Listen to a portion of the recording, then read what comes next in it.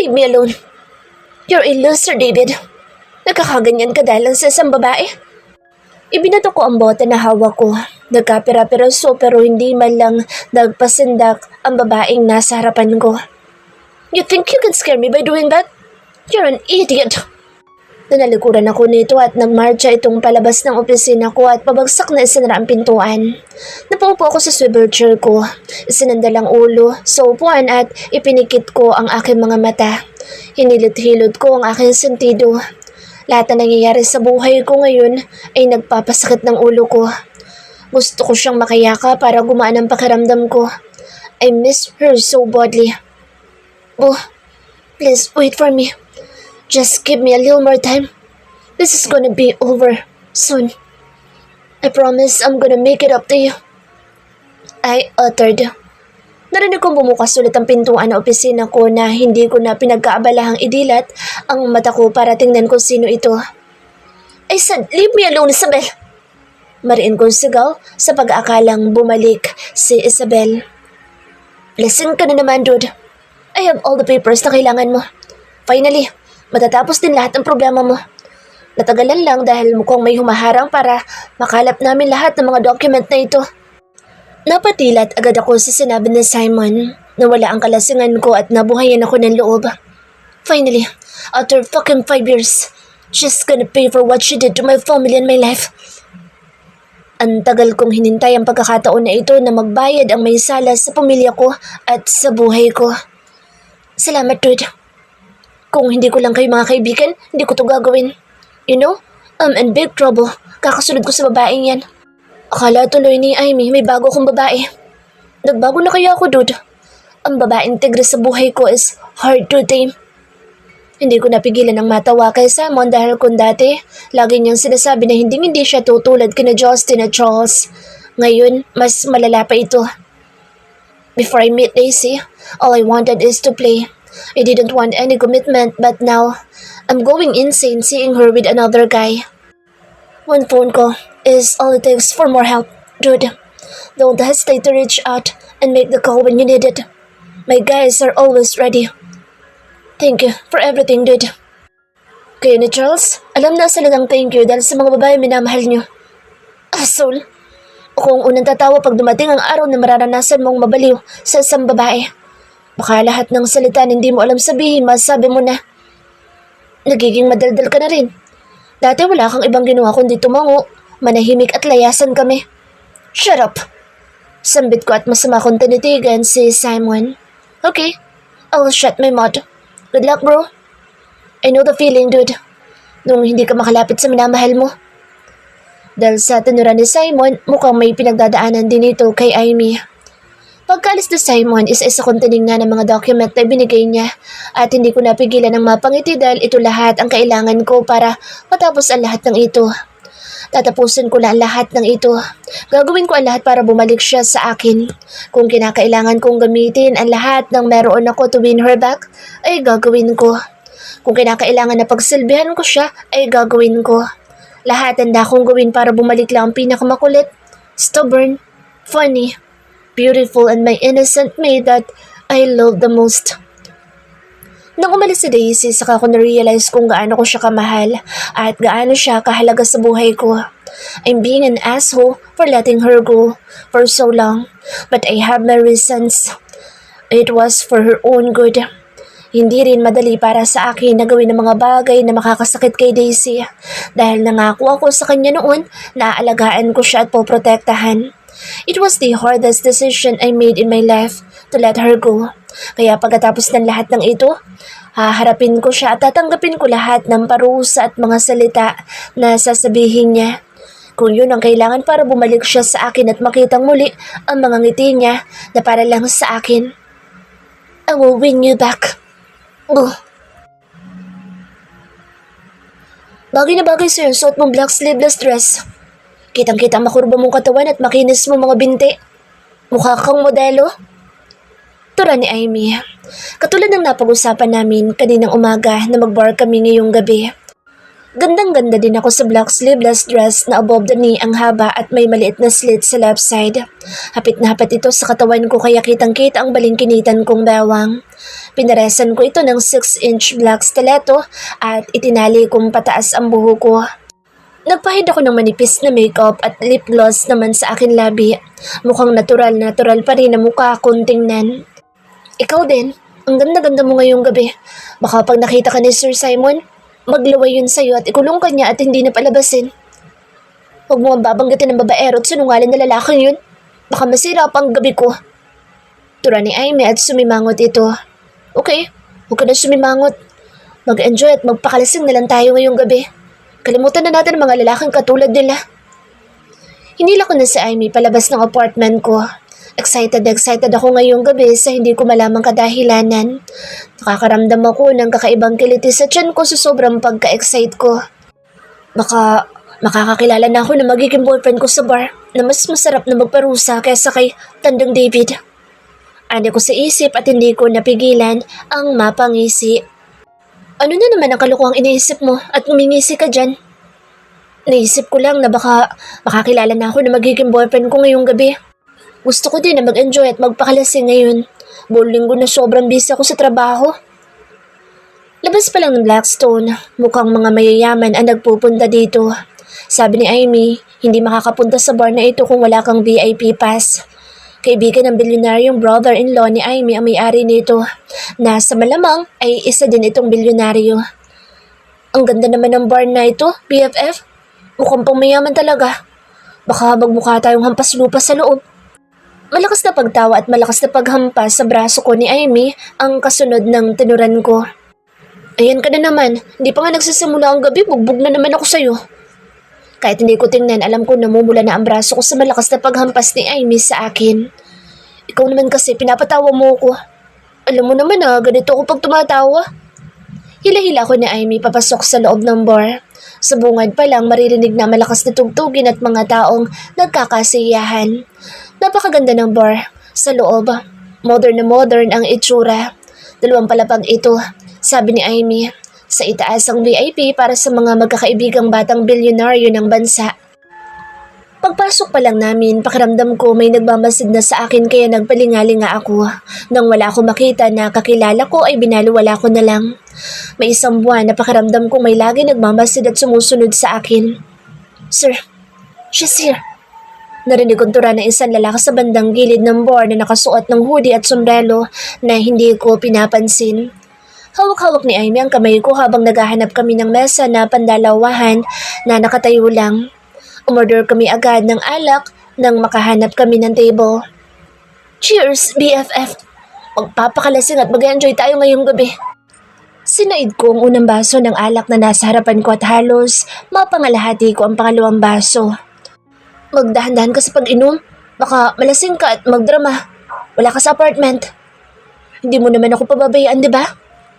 Yumakap pa ako tumalik sa pisngi ni Aimee. Hindi ko lang matalik na kaibigan si Aimee. Para ko na itong kapatid na pangarap ko magkaroon noon pa man. Sinaid ko ang pangalawang baso ng alak at saka ko hinila si Aimee sa dance floor. Sumayaw kami na parang wala mga tao sa paligid. Ang galing mo sumayaw, Daisy. Ang lambot ng katawan mo. Pareho lang tayo. Sumayaw kami ng sexy dance. Hindi namin namalaya na kaming dalawa na lang ni Aimee ang nasa gitna ng dance floor at nasa gilid na ang mga tao na pinapanood kami. Nag-appear kami ni Aimee at ipinagpatuloy ang pagsayaw ng nakakaakit. Naghihiyawan ang mga tao sa paligid namin habang walang tigil ang pag-indayog namin sa gitna ng dance floor. Gulat na gulat pa ako nang may humila sa braso ko. Ano ba? Bitiwan mo nga. Naiwan sa Eren sasabihin ko na makita ang taong hindi ko inaasahan na makikita ko ngayong gabi. Magkasalubong ang mga kilay nito. Umiigting ang panga at masama na hinagod ng tingin ng kabuuan ko. Mahigpit ang pagkakahawak niya sa pulusuhan ko na sa malamang ay magmamarka ito. Hindi ko nararamdaman ang sakit sa hawak niya dahil kakaibang init ang hatid nito sa buong katawan na muling madikit sa kanya. Malakas ang kabog ng puso ko na hindi ko nararamdaman sa mga nakadate ko noon. Dapat galit ang maramdaman ko sa kanya sa muli naming pagkikita pero iba ang nararamdaman ko.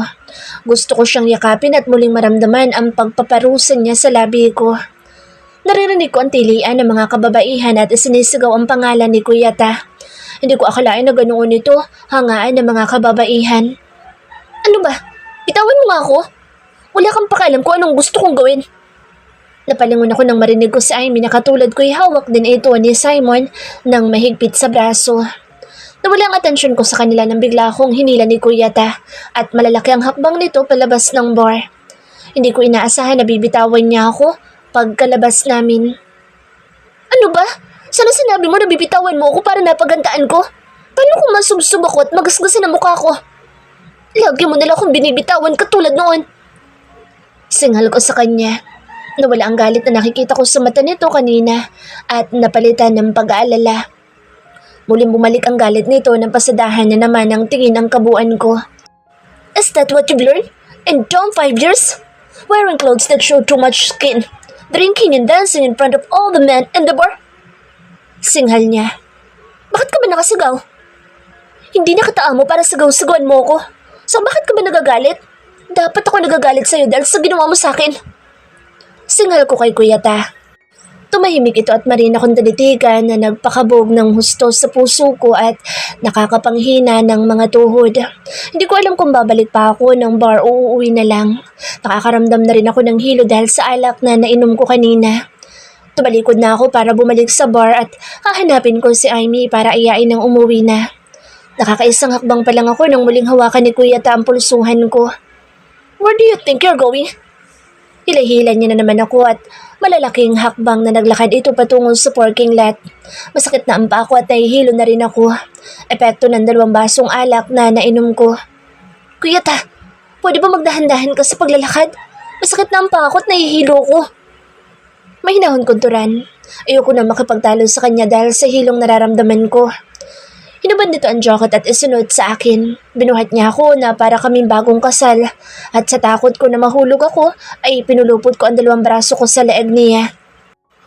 I hate what you're wearing. Sambit ni Kuya Ta na hindi ko na iniintindi dahil sa kakaibang pakaramdam na muling maramdaman ang katawan niya na ganito kalapit sa akin. Napatitig ako sa labi niya ng matagal at sa napakagwapo niyang muka. Stop staring at me. Baka mabitawan kita. Singhal na naman ito. Napasimangot ako at hindi siya pinansin. Stop pouting before I lose control. Ang dami-daming bawal. Ayun na nga lang nagpakita. Lagi pang nakasigaw. Bulong ko at hindi na ako umimik hanggang sa ibinaba niya ako sa upuan ng magara niyang sakyan. Napasingap ako nang yumuko siya at ikabit ang seatbelt ko. Napapikit ako at sininghot-singhot ko ang napakabango niyang scent. Napadilat ako nang dumampi ang labi niya sa labi ko.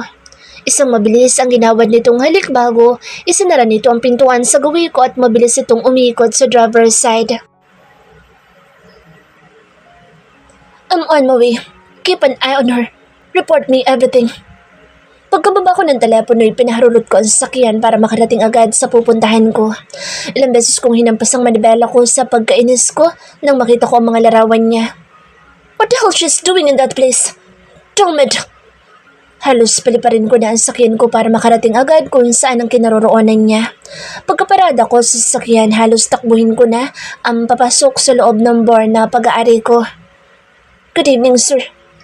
Dinaanan ko lang mga taong bumabati sa akin dahil isang tao lang ang hinahanap ng mata ko sa lugar na ito. Umakyat ako sa 2 palapag para mas makita ko ang mga tao sa ibaba. I thought you're not gonna make it tonight. Hindi ko na pinansin si Simon. Dumiretso ako sa CCTV room. Sumunod naman agad si Simon sa akin. Sino bang hinahanap mo? Napatitig ako sa screen nang mahagip ang kanina pa nagpapagalit sa akin. Mas nadagdagan ang galit ko na makita ko ang suot niya. And I can see on the screen that man staring at her. Why she's wearing that dumb dress? Stop staring at her and turn around! Singhal ko sa namamahala sa CCTV room. Nang i-zoom in ko na sa kanya ang camera at makita ang pag-inom niya ay lalong uminit ang ulo ko. When did she learn to drink alcohol? You better be ready for your punishment, Daisy. I murmured. What the hell she's doing here? tura ni Simon na nakatutok lang ang mata sa kasama ni Daisy. Pareho na kaming napapamura. My jaw dropped when Daisy started dancing erotically. I can't believe that she is so good at dancing. Napatulala ako sa screen at ilang beses ako napapalunok. Nai-imagine ko na kaming dalawa lamang sa silid. Inaakit niya ako sa pamamagitan ng sayaw na ginagawa niya ngayon.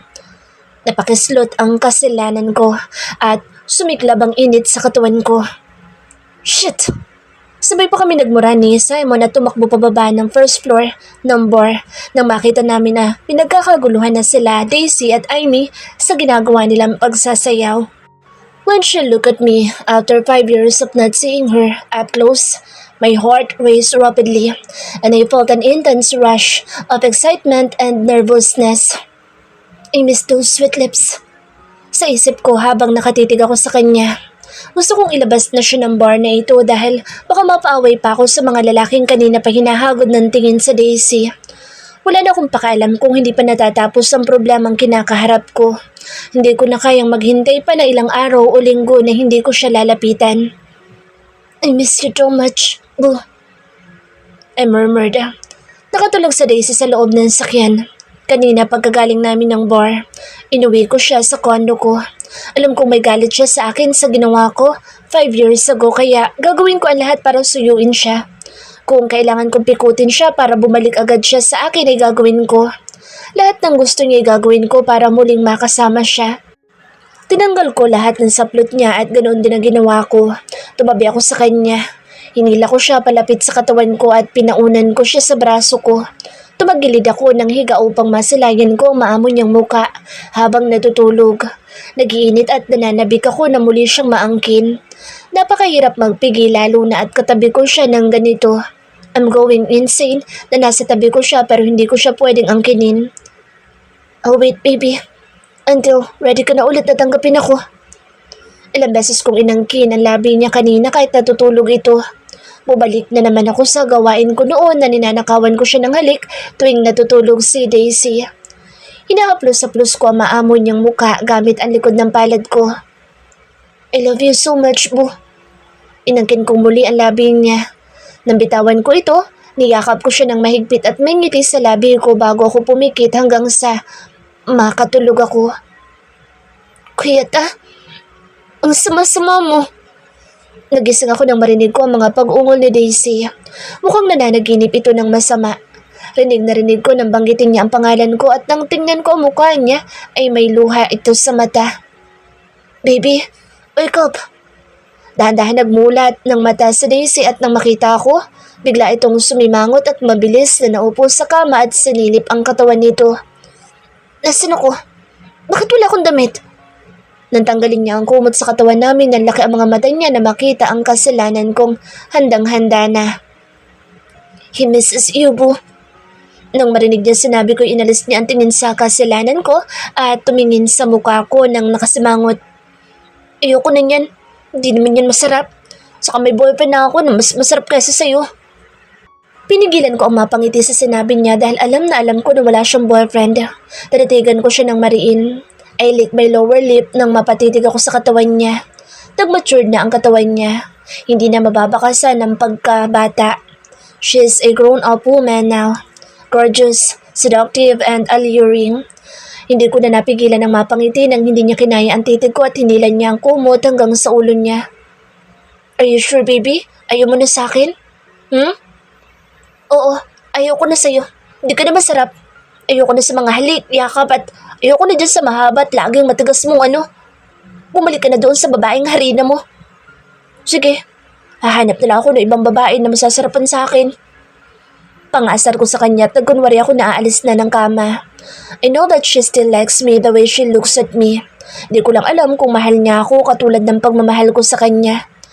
Aalis na sana ako sa kama para magtungo sa banyo para maglabas ng init ng katawan nang bigla akong hilahin ni Daisy at napadagan ako sa ibabaw niya. Ang puso ko na hindi magawang magalit sa kanya. Pinangako ko noon na hindi ko siya kakausapin at papansinin pag nagpakita siya sa akin pero nang muli kong madama ang init niya, naglaho na parang bula ang galit ko. Sa kanya lang kumakabog ng gusto ang puso ko. Gusto kong muling makulong sa mga bisig niya at muling maramdaman ng mga may init na yakap at mga pagpaparusa niya sa akin. Marupok ako pagdating sa kanya at hindi ko kayang pigilan ang sarili ko na muling mahulog ng paulit-ulit sa kanya. Subukan mo lang na gawin na maghanap ng iba. Maghahanap din ako ng mas masarap kaysa sa'yo. Tinula ko siya paalis sa ibabaw ko at umupo ako sa kama. Not gonna happen. No one can touch you or get near you. Nag-engine set ako sa kama para paharap sa kanya. Wala akong pakaalam kung wala akong anuman saplot sa katawan. Ilang beses na napalunok si Kuya Ta habang hinahagod ng tingin ng buo kong katawan at nagtagalan titig niya sa gitna ng mga hita ko. Anong tinitingin mo dyan? May kasalanan ka pa sa akin. Hindi mo ko pwedeng hawakan hanggat hindi mo sinasabi sa akin ang lahat, Tandang David. Baby naman, 5 taon na nakalilipas yun pa rin ang tawag mo sa akin. Can I tell you later? After we make love?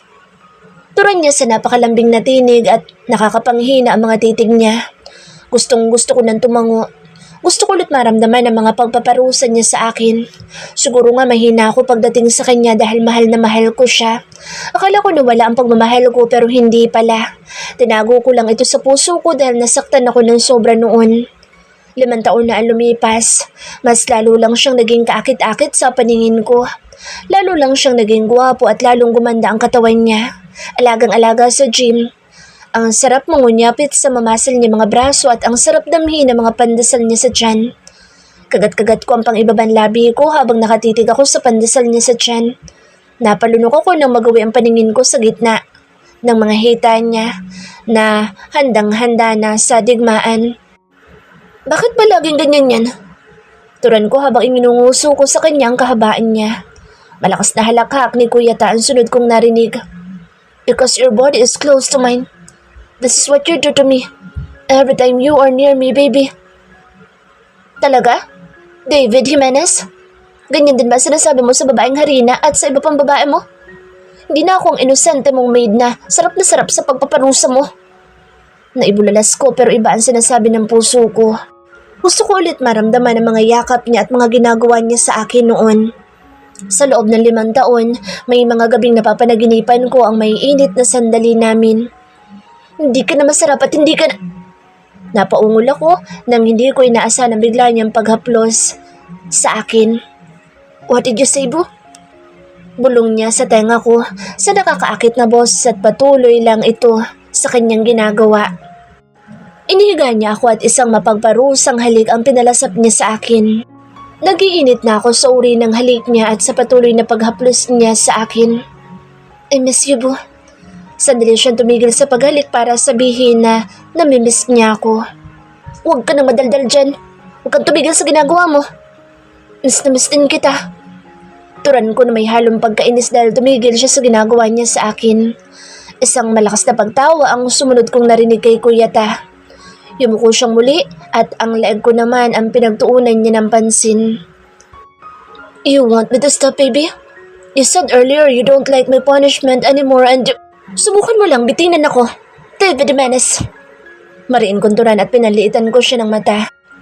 Ngumisi ito at ikinaungol ko na ang mga sumunod na ginawa pa nito. I'm so sorry, baby, for what I did 5 years ago. Sasabihin ko din sa'yo ang lahat sa tamang panahon.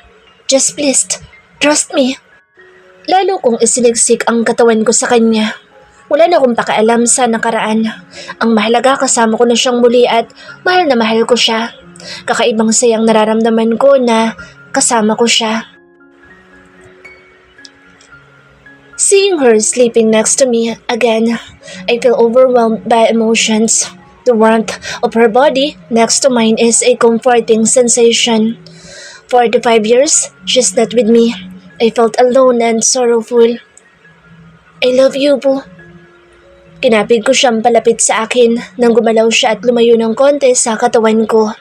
I will make sure she's gonna get pregnant para wala na siyang dahilan na lumayo sa akin. The 5 years away from her is the hardest part of my life na kahit gusto ko siyang puntahan at lapitan, hindi ko magawa dahil ayoko siyang madamay sa gulo ng buhay ko. Niyakap ko siya na mahigpit at isiniksik ko naman ang husto ang katawan ko sa kanya. Dahan-dahan siya nagmulat ng mga mata at nang tuluyang magising ang diwa niya, ngumiti siya sa akin. Kuya Ta naman, Hindi na ako makahinga. Sa higpit ang yakap mo. Hindi ka pa rin natutulog? Anong oras na ba? Napangiti ako sa kanya at muli ko siyang niyakap ng mahigpit. My baby is back in my arms again. Uttered. Iniga ko siya sa ibabaw ko't inamoy-amoy ko ang leeg niya habang yakap ko siya ng mahigpit. Ano ba, Kuya Ta? Hindi na ako makahinga. Kinagat niya ako ng marahan sa leeg kaya nabitawan ko siya at umalis siya sa ibabaw ko. Nang yayakapin ko ulit siya, pinigilan niya ako at pinanliitan ng mga mata. Gusto ko siyang hilahin palapit sa katawan ko. Ayoko nang magkakaroon ng maliit na distansya sa pagitan namin. Boo, come closer to me please. Para kang bata dyan. Ang cute mo, Kuya Ta. Napatitig ako sa kanya ng matagal nang tumawa siya na pati maganda niyang mga mata ay ngumingiti. Tumigil siya sa pagtawa nang mapansin ang mariin kong pagkakatitig sa kanya. Bakit ganyan ka makatingin, Kuya Ta? Namumula na ang magkabila niyang pisngi dahil hindi ako nagsasalita at mariin ko lang siyang tinititigan sa mata. Napahawak siya sa kanyang pisngi na ikinatawa ko. Ano ba? Bakit ka kasi tumitingin ng ganyan? Nakakainis ka na. Ang init naman dito sa loob. Iniikot niya ang mata sa loob ng silid ko at napatulala siya sa isang dingding. Sunod-sunod ako napalunok nang tumayo siya mula sa kama. Naglakad patungo sa isang parte ng silid ko nang walang anuman sa plot. My beautiful and hot baby. I murmured. Tahimik na tahimik si Daisy na pinagmamasa ng malaking larawan na nakasabit sa dingding. Kinukuhanan mo ko ng picture noon? Dumingon siya nang tanungin niya ako at nakita ko ang pagpatak ng luha niya. Nagmadali akong tumayo mula sa kama at tinakbo ko ang pagitan namin. Pinaharap ko siya sa akin at kinulong ko ang mukha niya sa palad ko. Baby, stop crying. You are so much more beautiful when you smile. You have a beautiful smile in that picture. That's my favorite picture. Whenever you smile, it's like my whole world lights up. And my heart skips a bit whenever I have the privilege of capturing that moment on camera. Your smile has a way of making everyone feel welcome and at ease. And I am no exception. Your smile is captivating. Pinunasan ko ang luha niya gamit ang hinduturo ko. Inangkin ko ang labi niyang pulang-pula na sa kakahalik ko. I embraced her tightly and I never want to let her go again. Binuhat ko siya pabalik sa kama. Umupo ako sa gilid ng kama habang siya'y nasa kandungan ko. Hinawakan ko ang batok niya at siniil ko siyang muli na isang maalab na halik. Halik na may panggigigil. Sisiguraduhin ko na sa susunod na buwan buntis na siya na wala nang pwede pang umaligid sa kanya. My possessiveness toward her is visible. My innocent and lovely maid is mine alone. Only mine. I love you, Boo. Sambit ko. Hindi ko alam kung narinig niya ako. Hinalikan ko ang labi niya, noo at pisngi niya. Bago ako pumikit at tuluyang nakatulog. Nagising ako dahil sa lamig na nararamdaman ko. Dahil sa pagod, hirap na hirap akong idilat ang mata ko. Gusto ko pang matulog. Kinapa ko ang kama para yumakap kay Kuya Ta para maibsan ang panlalamig ko. Nang wala akong makapay, iminulat ko ang mata ko. Nasaan kaya si Kuya Ta? Kaya pala nilalamig ako. Bulong ko. Sa sobrang pagod ko sa 2 beses niyang pag-angkin sa akin na may kasamang kasabikan, nanakit ang katawan ko. Hindi ko napigilan ang pagsilay ng ngiti sa labi ko nang maalala ko ang mga ginawa niya sa akin. Wala pa rin pagbabago sa ginagawa niyang pagpaparusa sa akin. Napakasarap nito. Nangihina ang mga tuhod ko nang subukan kong tumayo. Naglakad ako dahan-dahan patungo sa banyo. May karot sa gitna ng mga hita ko tuwing hahakbang ako. Hindi ko talaga akalain na makikita ko siya kagabi sa bar. May hilig din pala mag-bar si Kuya Ta at mukhang sikat ito sa mga kababaihan dahil marami ang sinisigaw ang pangalan niya at kinikilig ang mga ito nang masilayan si Kuya Ta. Kahit hindi man lang ito namamansin. Gaano nga kaya kayaman si Kuya Ta at gaano kasikat sa mga babae? Sa isip ko, alam kong mayaman siya pero hindi ko alam ang buong pagkatao niya. Wala akong alam na kahit na ano tungkol sa kanya. Kung anong klaseng buhay meron siya. Ang tanging alam ko lang ay ulila na siyang lubos. Naglakad ako patungo ng pintuan. Dahan-dahan kong binuksan ang pintuan dahil bala kong gulatin siya. Narinig ko may kausap si Kuya Ta sa telepono sa malapit sa pintuan at binanggit ang pangalan ko kaya nilakhan ko ang bukas ng pintuan para marinig ko ang pinag-uusapan nila. Sino kaya kausap ni Kuya Ta at sobrang seryoso niya? Sa isip ko, I told you, Isabel. She's nothing. Stop talking nonsense. Papunta na ako dyan. She's nothing, kaya tumigil ka na dyan. I'll be there in half an hour. She was my maid before. Hindi ko na tinapos pakinggan ang sinasabi ni Kuya Ta sa kausap niya. Mukhang kausap niya ang babaeng Harina. Wala lang pala ako sa kanya. Ano nga ba ako para sa kanya? Bakit paulit-ulit na lang ako nasasaktan sa kanya? Bakit kasalupo ko pagdating kay Kuya Ta? Hindi ang katulad ko ang pipiliin niyang iharap sa maraming tao dahil katulong niya lang ako dati. At nasa taas siya, nasa baba ako. Humiga ako sa kama at ilang sandali pa'y narinig ko na ang pagbukas ng pintuan. Nagkunwari akong tulog at narinig ko ang mga yabag niya. Narinig ko ang pagbukas ng isa sa mga pintuan na sa tingin ko'y pintuan ng walk-in closet niya. Nanatili ako nakapikit at ilang sandali pa'y naramdaman ko ang pag-upo niya sa kama. Baby, wait for me. Babalik ako agad. I promise, sandali lang ako. We talk later. Sambit niya at pinatakan niya ako ng magaan na halik sa labi. Nang makalabas si Kuya Ta sa silid, ay nagmadali akong dinampot ang mga damit ko.